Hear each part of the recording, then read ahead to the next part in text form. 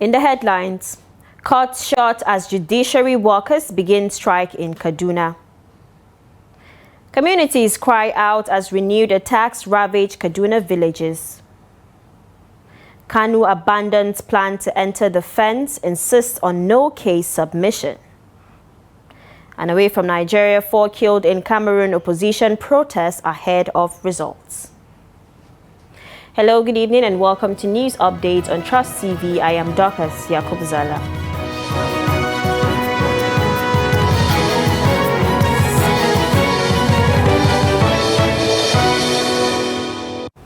We begin the news in Kaduna State, where courts have been shut down following an indefinite strike embarked on by the Judiciary Staff Union in Kaduna State. The industrial action, according to the union, follows what they described as the government's failure to meet their long-standing demands. According to the union, the indefinite strike commenced after they submitted several correspondences to the state government over 2 weeks ago without receiving any response. Trust TV's Bello Musa reports that as the strike began, courts across the state remained on the lock and key. The report. This is the Kaduna State High Court complex. No court proceedings are taking place. Neither court staff, lawyers, nor clients are seen within the premises. Following the indefinite strike by members of the Judiciary Staff Union. According to the union, the strike became necessary after repeated efforts to get the government to meet their demands yielded no results. Firstly, financial autonomy, which will go a long way in solving most of the problems. 2, consequential adjustment of the earlier negotiated minimum wage. 3, you could recall that we had a nationwide strike around April-May 2021. All other states complied with that strike and they were all paid accordingly, but coming to Kaduna State, we were not paid. Thirdly, government are owing us 9-month leave grants.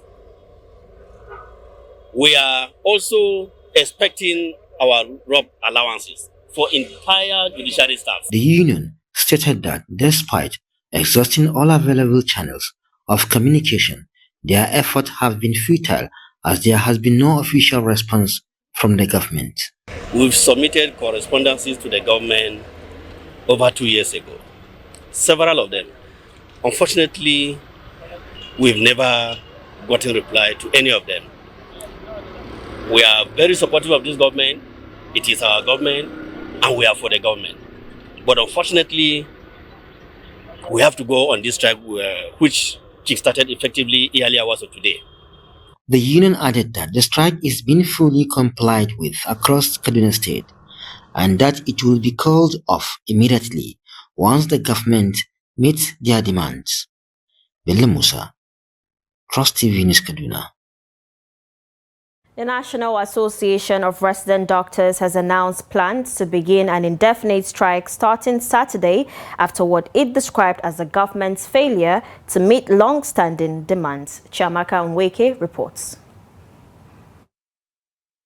At the end of its extraordinary National Executive Council meeting held on Saturday, October 25th, the association expressed frustration over what it called the government's continued neglect of its legitimate concerns. NAD said it had shown good faith by suspending its 5-day warning strike in September and extending its 2-week ultimatum by another 30 days, but the patience has now run out. The association lamented that the federal government has yet to implement any of the 19-point demand agreed upon at its annual general meeting. The Nigerian Association of Resident Doctors hereby declares a total, comprehensive, and indefinite strike commencing at 12 a.m. midnight on Saturday, 1st November 2025. All resident doctors in federal and state tertiary health institutions nationwide are directed to withdraw their services completely and indefinitely until the federal government and affected state governments demonstrate genuine commitment to addressing our demands. The president of the association said this is the first time in 3 years, now is considering a total shutdown, despite several rounds of dialogue with the government. He stated that the unresolved issues include the payment of 25 to 35% conmen's review and upgrade arrears for all health workers, estimated at about 35 to 38 billion naira, and accoutrement allowances for doctors totaling between 600 and 800 million naira. Senator Asiwaju Bola Ahmed Tinubu, I'm doing this at great personal risk. You are surrounded by politicians who come to tell you they are professionals. They are not. They are politicians with ambitions. They come to tell you, these resident doctors, leave these boys, they don't know what they are talking about. We have settled their problem. Our problem have not been settled. Mr. President, you are presiding over a nation where doctors have not received their rightful due even before you became president. And then these people are coming to you to tell you, these boys, don't mind them, don't mind them. I'm doing this at great personal risk. They are lying to you.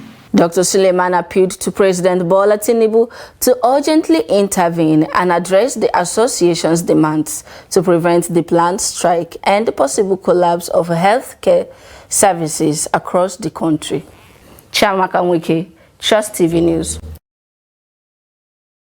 In other news, residents along the Mararaberg-Ankara-Dusama Katsina Road have raised alarm over the suspension of a major road rehabilitation project, accusing presidential aide Ibrahim Kabir Masari and Governor Duko Umar Radda of influencing the contract cancellation.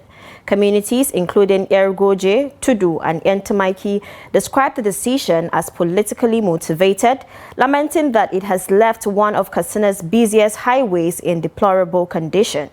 The 147.6 billion naira project, awarded to Vipan Global Investment Resources Limited in April 2024, was reportedly halted after the Federal Ministry of Works ordered the firm to vacate the site in July, citing a lack of funds. Residents, however, dismissed the ministry's explanation, alleging that political rivalry between ruling and opposition figures was behind the move. They claim the contractor was targeted for alleged links to the People's Democratic Party (PDP). They warned that the development could undermine the popularity of the APC and affect President Bola Tinubu's 2027 re-election bid, given Katsina's large voter base.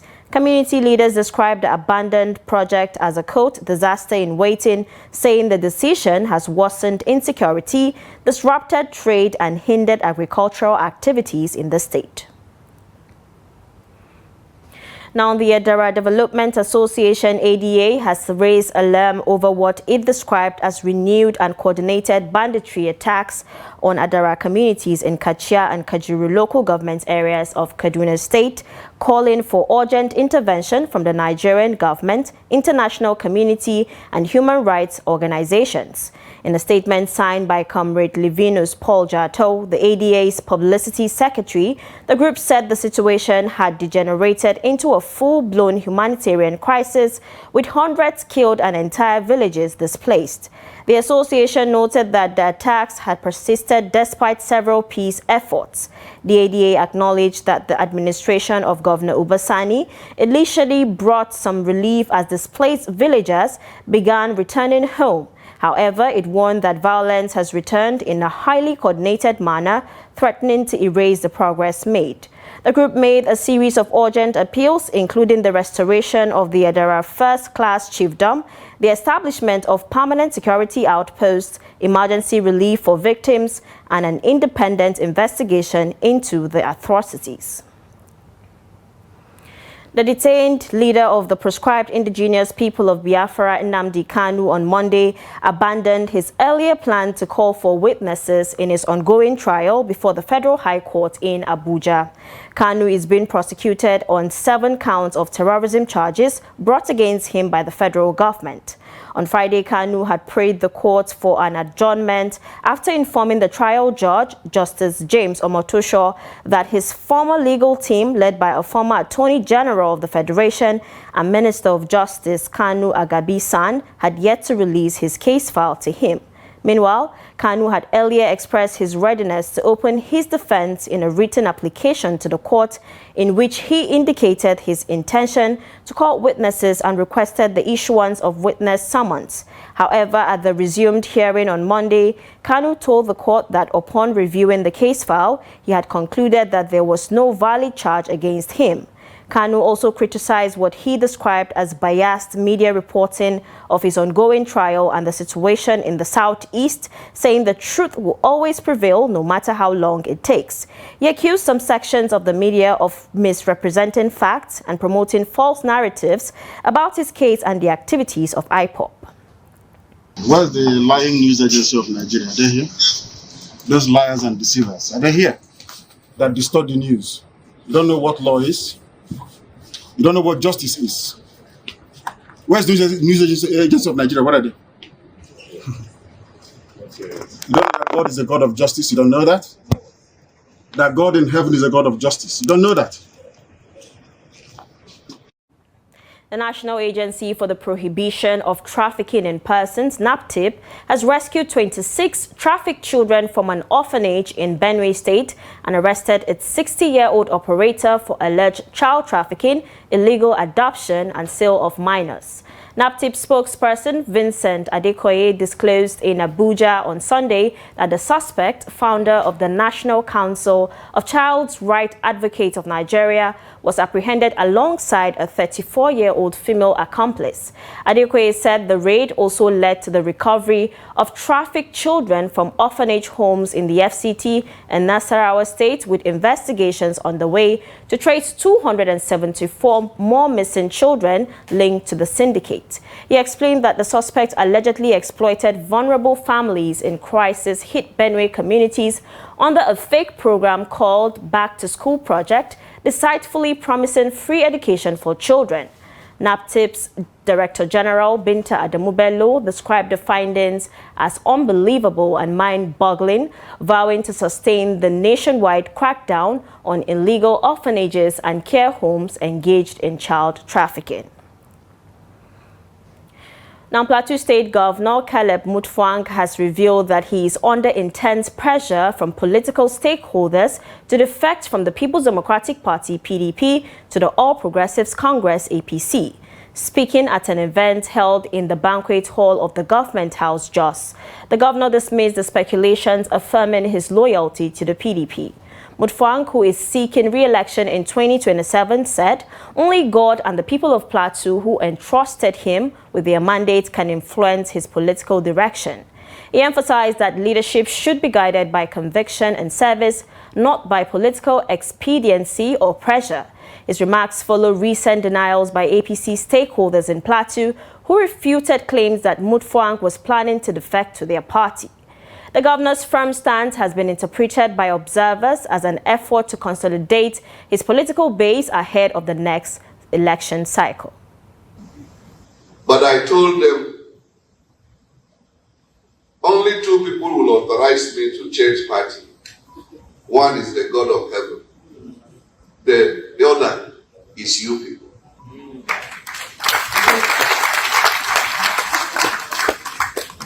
Have you asked me to go anywhere? No. Have you asked me to go anywhere? No. So those who are rejecting me for what I did not look for,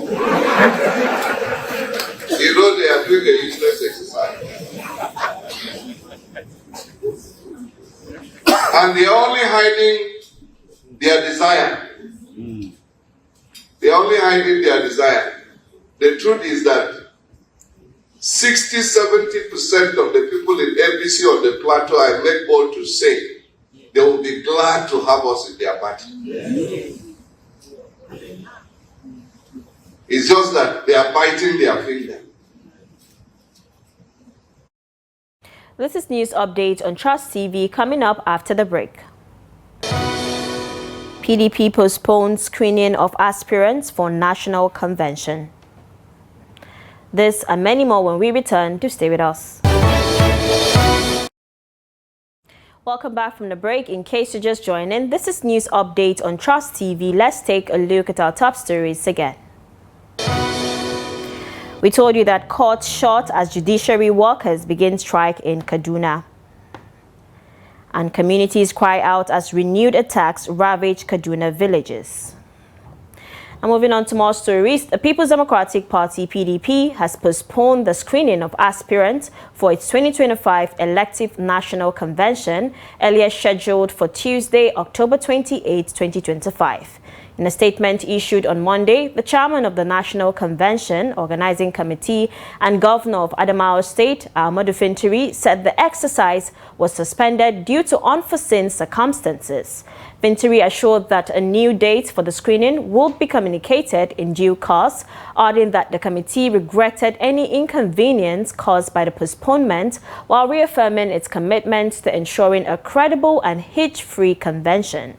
The PDP had on October 25, 2025, announced a 13-member National Convention Screening Committee chaired by Eyitayo Jegede San, a former Ondo State governorship candidate, to vet aspirants ahead of the convention.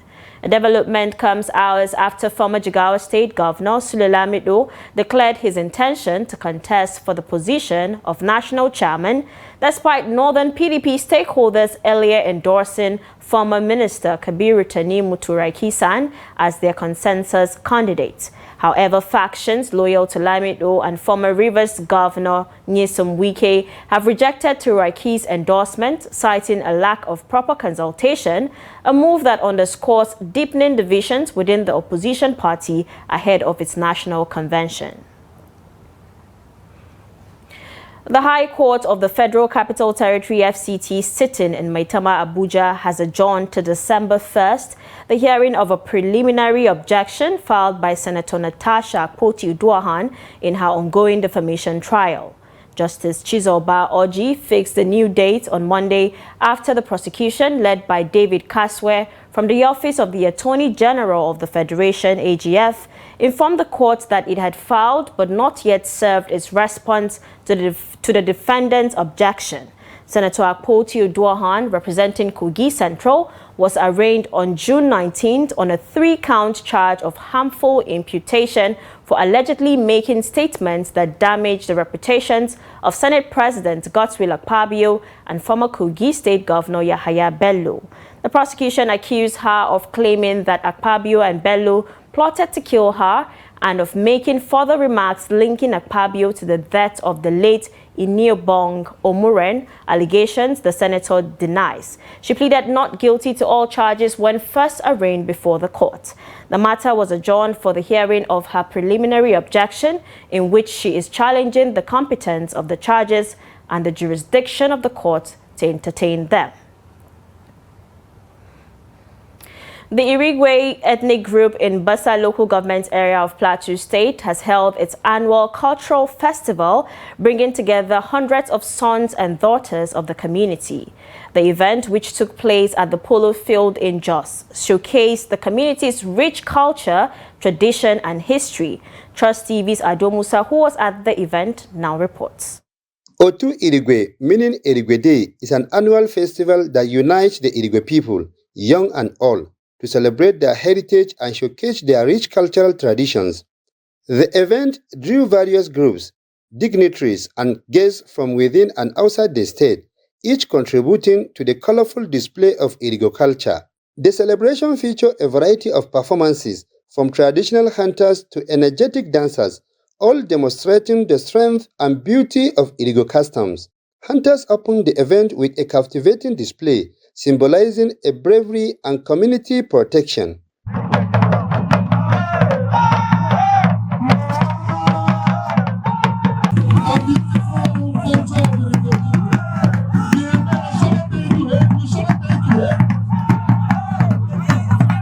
Next were the dancers, thrilling the audience with their lively steps and vibrant customs.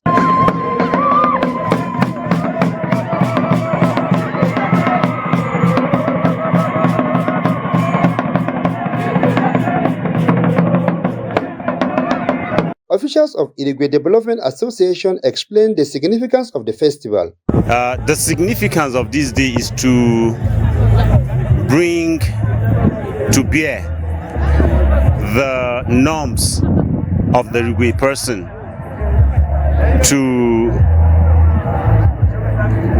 before the people showcase activities that get to do with the lifestyle of the Irigwe man. So the Otorigwe is a day set aside specially for the Irigwe person to come showcase its cuisine, showcase its major means of livelihood, which is farming, showcase its dance, its costume, and then above all, promote its coexistence within brotherhood. Other participants also expressed their excitement about the celebration. You know, this is the day that we celebrate, remembering where we come from and where we're going to. So when you are celebrating your tradition or your culture, you showcase a lot of things. You can see a lot of dances happening. Everybody is jubilating because we remember our forefathers, the way they started, and we are building upon it. So Irigwe Day is very, very significant to every Irigwe son and daughter. I feel joyous. I feel uplifted already, seeing my people jubilating, rejoicing. At least once in a year we celebrate and give God the glory for His grace and mercy upon our lives. We are joyous. Yeah, we're overexcited, seeing what God is doing in the land and is doing over our people here. This year's edition, themed Rehabilitation of IDPs in Irigwe land, attracted government officials, traditional rulers, business leaders, and other dignitaries who came to support the cause and honor the Irigwe heritage. Ado Musa, Trust TV News, Jos.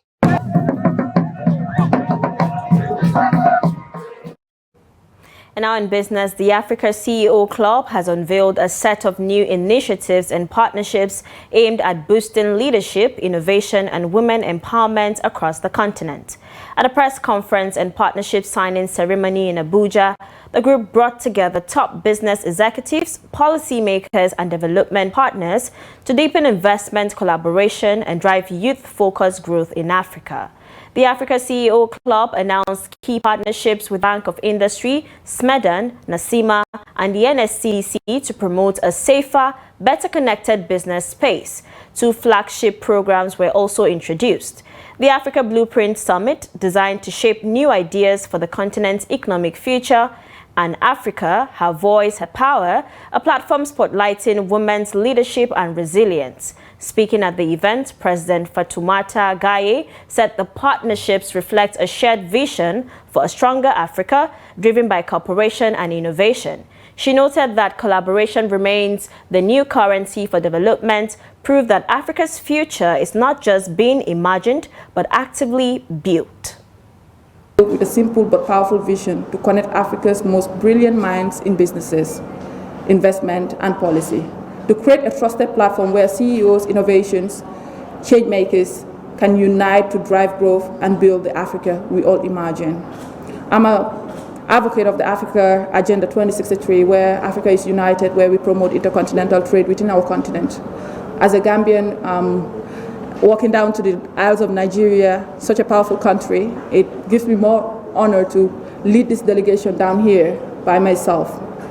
We believe that true transformation happens when leadership meets collaboration, when vision meets structure, and when institution, public, private sector, and come together to move our continent forward. Today, we are proud to formalize this new partnership between our organizations, which includes the Copenhagen, the CEO is here, the European Cultural Center, the country director is here, U.S. Africa Trade Commission will be joining us, and a few other offices. I think they're coming late due to some of them were flying into this country today. This partnership represents far more than signatures on papers. They symbolize shared commitment, building a safer, stronger, and more connected Africa and business environment. Now, away from Nigeria, at least 4 people have been killed in clashes between security forces and supporters of opposition leader Issa Chiroma, who claims victory in Cameroon's October 12 presidential election. Chiroma, who challenged President Paul Biya's 43-year rule, had urged his supporters to stage peaceful protests despite a ban on public gatherings. He insists he won 54.8% of the vote. And now in sports, Nigeria Football Federation (NFF) is once again on the fire following fresh allegations of misusing FIFA development funds, a controversy that has reignited concerns over transparency and accountability in the nation's football administration. The uproar began after former Super Eagles captain Sunday Olise alleged on the Home Turf podcast that the NFF withheld $1 million meant for players after Nigeria's qualification for the 2002 FIFA World Cup. According to Olise, the funds, which were intended as player bonuses, were never disbursed, and several qualifying team members were later excluded from the tournament squad. Critics pointed to the poor condition of stadiums, the absence of Nigerian referees at major tournaments, and the controversial state of the Birnin Kebbi mini stadium recently showcased by FIFA as evidence of mismanagement. And that's a wrap on news updates. Do not forget to follow us across all social media platforms for more programs, news, and documentaries. I am Dorcas Yakubuzala. Thank you for watching.